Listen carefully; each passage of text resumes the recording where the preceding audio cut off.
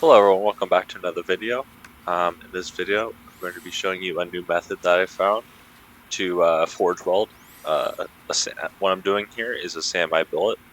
If you look down the center, you do see the three alternating layers of mild steel on the outer layers and high carbon in the middle. So I'm going to go over the method that I use here to put the steel together.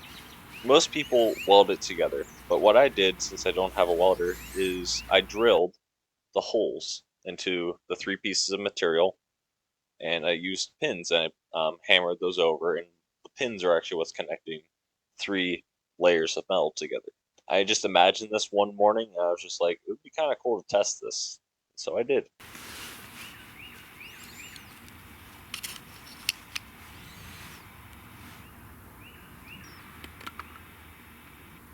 Now, when it comes to forge welding, there's a few things you need to keep in mind. Now, forge welding, keep in mind that I am not a welder. I'm not a professional in any way, shape, or form.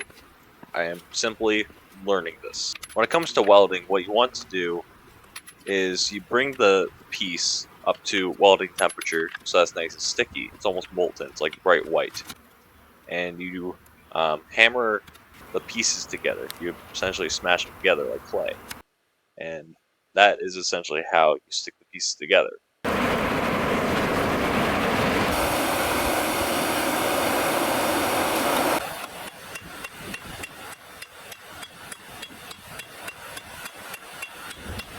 So as you see here in the first heat, I did not heat this up nearly enough. It's it's an orange and it's like enough to move the steel itself, but I'm not trying to move the steel. I'm trying to stick them together. So you do see some delams as the steel is actually pulling apart from each other. So I use some flux in there, clean it out, and then I go on ahead and try and heat it up again to a higher temperature. As you can see this time, I've heated up the steel too much and actually burned it. That's the glory of a charcoal fire.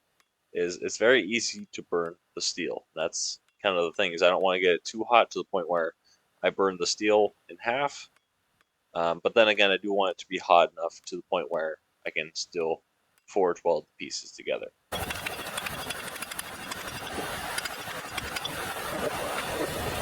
I eventually get them to stick, and I only see like a few D-lams here and there, so I start grinding them out. I have a pretty good sized billet, so I'm like, oh, I can make a pretty good sized knife out of this. However, as I'm grinding, as I'm hammering, I'm seeing some pieces pulling apart. I'm like, oh, this isn't good. So I reforge weld them back together as I'm hammering a knife out. And I just come to the conclusion these are just going to be opening up even more. The more I try and put them back together, the more I try and draw out the steel. So I just made the executive decision to just cut away anything that's not welded, and it left me with a 3.5-inch blade. So this seems like it's a pretty good method from what I can tell. I mean, I'm not a professional. I'm sure if you knew what you were doing, you could do this better than me. Well, thank you everyone so much for watching. Have a great day and God bless.